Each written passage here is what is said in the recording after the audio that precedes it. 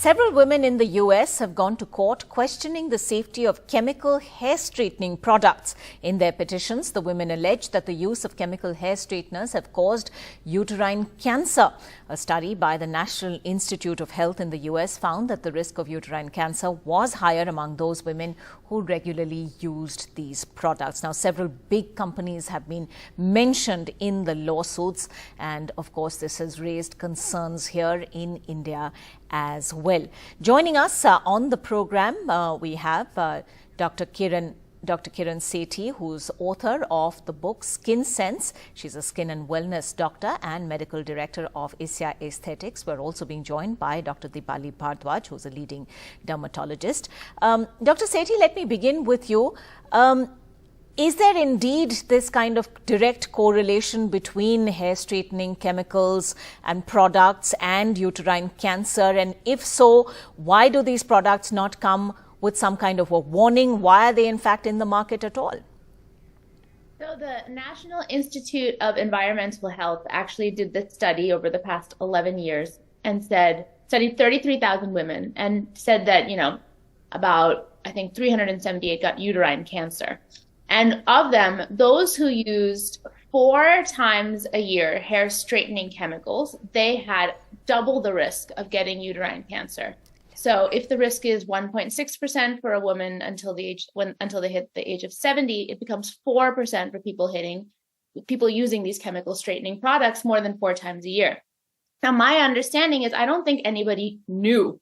I don't think anybody knows, any of these companies necessarily knew that these ingredients might be causing uterine cancer, because it's very hard to tease out which ingredient, what product. There's so many things we eat, drink, apply throughout our lifetimes, medicines, etc. How do you tease it out? So you do need these long longitudinal studies that last decades, right, and with lots of women, because the risk, for example, is 1%. So you need at least 30,000, 40,000, 50,000, 100,000 women to study and see what can be the causal factors. So that's, I think, why nobody knew or nobody took it off the market, because I don't think anybody had any idea. And now we have a study that says, hey, maybe this is a problem. This could be a cause. And even then, even in this study, they're still not able to say which chemicals for sure. Right. They're saying maybe bisphenol A, maybe parabens, maybe formaldehyde, but they've not even localized onto a specific ingredient. Mm-hmm. So I don't think anybody knew. But unfortunately, when you find out later, what do? What does that poor woman do who's got uterine cancer? And is it still the cause of that? Maybe she would have gotten it otherwise. It's a very painful experience. Right.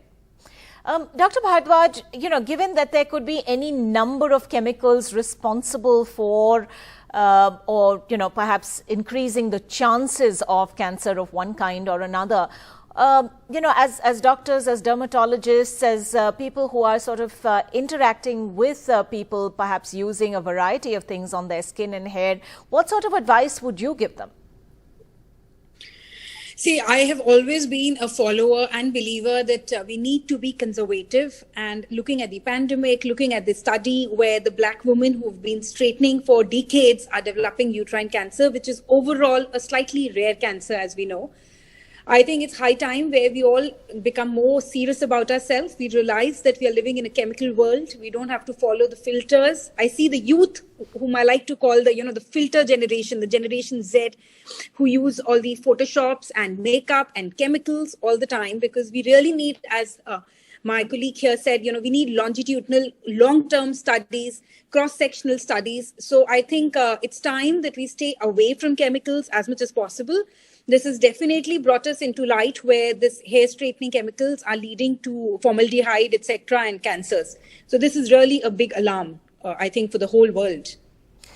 Dr. Sethi, you've also talked about this in a video you've tweeted out, but there are those who are saying that, the recent studies that have showed the association of these products with uterine cancer are perhaps not as comprehensive as they could be. I mean, there's still details out there that we don't know. They could be more exhaustive. And therefore, do these court cases actually jump the gun? We believe more lawsuits are being filed as we speak against some of the big cosmetic companies. Do you see a real case here? Could it become a class action suit, in fact? The problem is that this study is only correlatory. It correlates this chemical hair straightening ingredients with this disease, but it still doesn't prove causality. It doesn't say, hey, if I use this 4 times a year, I'm definitely going to get cancer. Remember, lots of women use hair straightening products. Which ones are going to get cancer? How do you identify why they're more susceptible? And how do you know for sure that was the inciting factor? Was it anything else that they did? We don't, it's very hard to prove. However, the legal system in America, I think basically if you file a suit, then you can settle it. So maybe, there's some mediation that can be involved. But the positive, I think, is that if you file a bunch of lawsuits, at least, if there are ingredients that are concerning, and I believe parabens have been a concern for quite a long time, and formaldehyde should be a concern, very honestly. But Dr. Sethi, aren't parabens and formaldehyde in a range of other products as well? We're not talking just about chemical straighteners for hair. I mean, if you look at sort of the list of ingredients in a lot of products, you'd find these, wouldn't you? No, formaldehyde you would not. Parabens, okay. Yes, but now many brands are avoiding parabens because they're quite prevalent in the conception of endocrine disruptors that they could be causing specific endocrine problems. Right. Although it's still, again, not fully proven because they're everywhere, as you said. But the thing with formaldehyde is it's not in many products. It's actually pure formaldehyde is only in hair straightening ingredients. Right. So no, I mean, these are things I think shouldn't even be there. Maybe this will change how things are, and maybe it'll change the ingredients. But what I find happens is we say formaldehyde free, or we see a bottle that says formaldehyde free, but then they have something that's just as worse. Remember when it was the whole plastic scandal, and then they removed BPAs, but then they got something else on?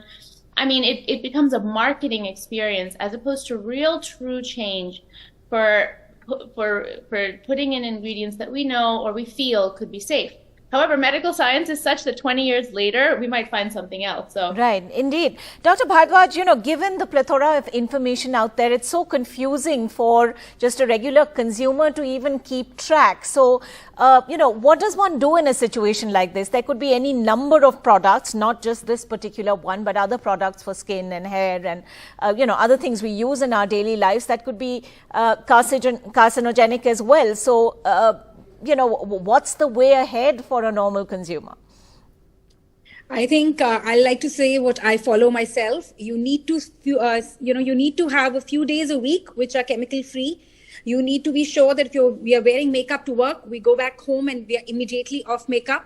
We have a good healthy diet which makes our lifestyle at least 5 days a week. Very importantly, keep changing the brand. This is one thing which I tell everybody after this Johnson & Johnson saga, which we've all seen and been there. I think the least we can do is not stick to the same brand.